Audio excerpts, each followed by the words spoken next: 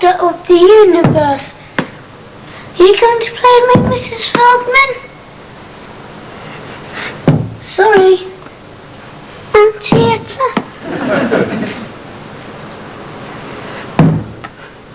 Auntie Feldman? My granny's coming, all running around like headless chickens. Not all, Tammy. Wait till she sees the sphincter we're living in. It's turned my family mental already. Just hope it's not genetic. Oh.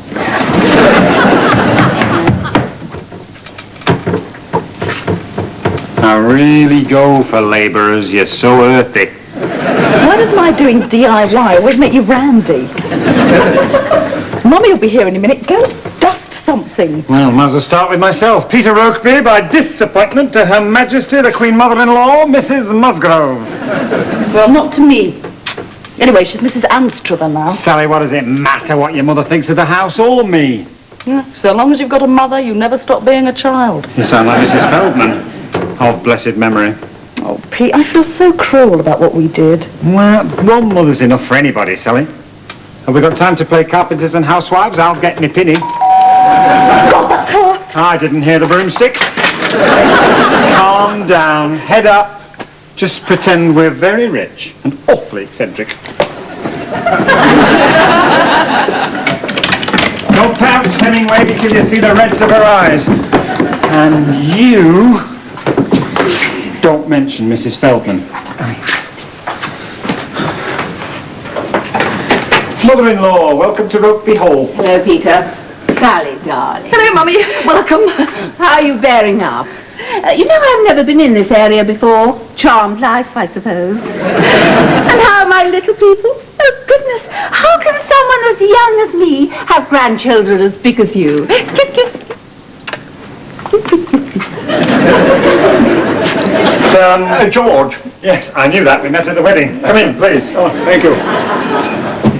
Grandma, we've got a goat. Goat! But he's at the goat minders today. Aye. Good old Billy. I see you've still got your other animal. Hemingway, oh, he's like one of the family. Not one on our side. Why don't we go into the lounge, then we can have a good old chinwag? A double chinwag.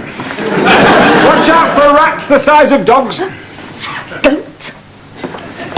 The living room. Of course, there's still a lot to be done to it. I think I'd like to sit down. Oh, George, get rid of that thing before you get Dutch elm disease. Well. Do you mind if I... Oh, thank you. What would you do with it, Mummy, given a free hand? Condemn it. Nice one, Granny. Oh, no, your father's mother is your granny, dear. I'm just Bunty. You must see the rest of the house. It'll make you appreciate the lounge. Thank you for your support, Tammy. I think a little Dutch courage first. Sally, whatever made you move here in the first place? I decided to start my own business. Oh, yes, you lost your job. Sally, I bumped into Roland Askew's mother the other day. She says that he's just bought a villa in Gran Canaria with a swimming pool and a tennis court. Such a shame he's not allowed back to England to visit her. Not too much tonic in that, thank you, Peter. You'll drown the gin. George? He's driving. Aren't you, George? Mom, can we go upstairs? We're bored out of I'll call you for tea. Can I go too? I can't get over the decor, Sally. Mummy, it is over 20 years old. Well, I've always said, bad taste is timeless. What a shame you had to come here in the first place, sir. Well, I think it's rather sweet. He does this to provoke me. Oh, here, that picture's crooked. Oh, what's going on?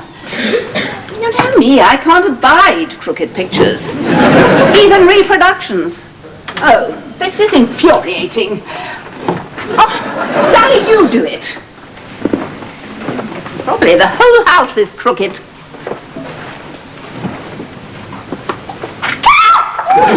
Oh, Sally.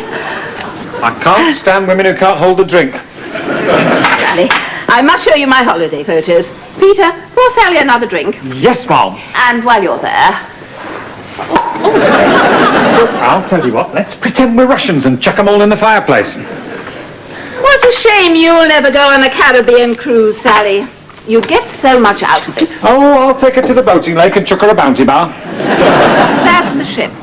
It was Swedish, wasn't it, George? Norwegian. It's the same thing. Well, you're very argumentative these days. And, that's the first-class dining room. Do you see that thing there? That's a sculpture made entirely from ice. Now, what do you think of that? I'm afraid it leaves me cold. And we've got some more here, and that's just one of George. Here's somebody wearing my new bikini. It caused quite a stir, I can tell you. I see little cause for mirth, Sally. I haven't seen so much red meat since my nephew Brian's bar mitzvah. Oh, my God. If you don't want to see them, you only have to say. No, I do. I'm sorry, Mummy. I'm not warming to this person, Sally. This isn't happening. Where was I? Gazing wistfully at the Virgin Islands. Oh, yes, we met that girl in your class. Davina, the one who made such a good marriage to a stockbroker. You're letting her get away with this? The woman's a monster. You meet such a nice class of people on board. Of course, there is a bit of a rough element. Loud Jewish families from New York, you know the kind of thing. You've never seen me angry, Sally. Just watch that plant.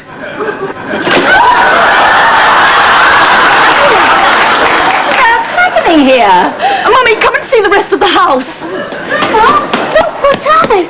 Oh, hello, Mrs. Feldman. I thought you'd gone away. As if I would, my little Davidor. Sally, who's he talking to? Mrs. Feldman, she's our... Imaginary friend. Imaginary friend. Oh, isn't that sweet, Henry? It's George, dear. Mrs. Feldman, that's an odd sort of name, isn't it? It sounds a little, well, juvenile. Yes. Yes. No, up and tidy your room. Go on. I just did. Glitch, glitch, glitch. See you later, Mrs. Feldman. You know, I had an imaginary friend once. She was called Lucinda. She was always 6 years old. How old is this Mrs. Feldman? 64. Tell the world. Do you think that's healthy? I'll go. I do hope you don't encourage this Mrs. Feldman business. We thought we got rid of it. But it seems to be under control. Good afternoon. So, Yetta Feldman, are you up to your old tricks again? Herbert Bloom. You look well, considering. Oh, excuse me, it was very rude of me to barge in like this, but I haven't seen her for a while, have I? Sally, who is this person? It's Mr. Bloom. We've just met. He lives next door. If you call that living. Yetta, again with the wicked tongue. But why is he talking to David's imaginary friend? I don't see so much of her since she died. George. Now stop causing mischief. I really think we should be running along, Sally. I think you're being very brave about everything. Come along, George. What about tea? Oh, no. Virginia Water, it's such a long drive. Not long enough. George! Did you scream, dear? Must you go? Well, it's so nice meeting you, Mr. Bloom. Patchy fog near Aberdeen. It could spread. Come along, George. We'll leave you two alone. Sally, I want you to know that there's always room with us if this all gets too much.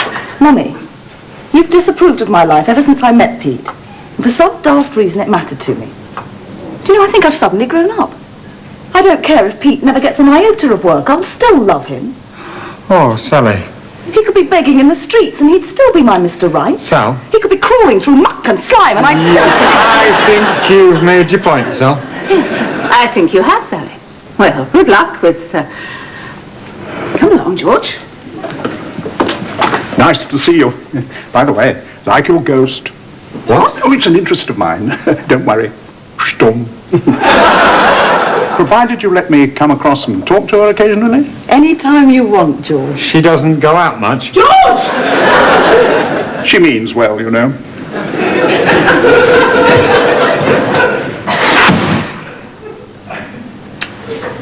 I'm very proud of you. I had a little help from my friends. Greta, I haven't seen your Carol since you drove her out 20 years ago. Drove her out, my own daughter, with her pop singer, her Elvis Parsley.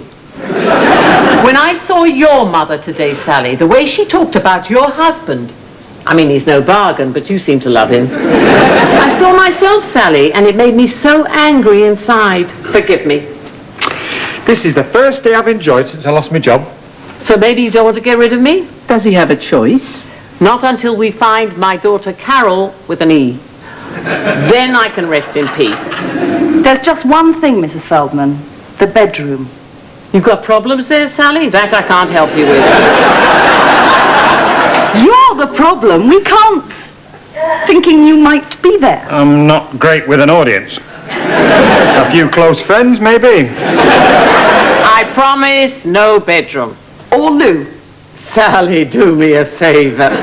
Which reminds me, how's your problem? It comes and goes. You still see Arnold Gold? He's got cataracts. Both his eyes. With a wife like his, maybe that's a blessing. There's so much. We haven't even started on bankruptcies yet. Go make yourself a cup of tea. They have bees in South America that can kill with a single sting. I'll close the windows. Estelle Greenblood. She's still got a wooden leg? How'd you get rid of Granny? Just set our ghost on her. If you say just one more time that we have got a ghost, I'm leaving this bedpan for good. We've got a...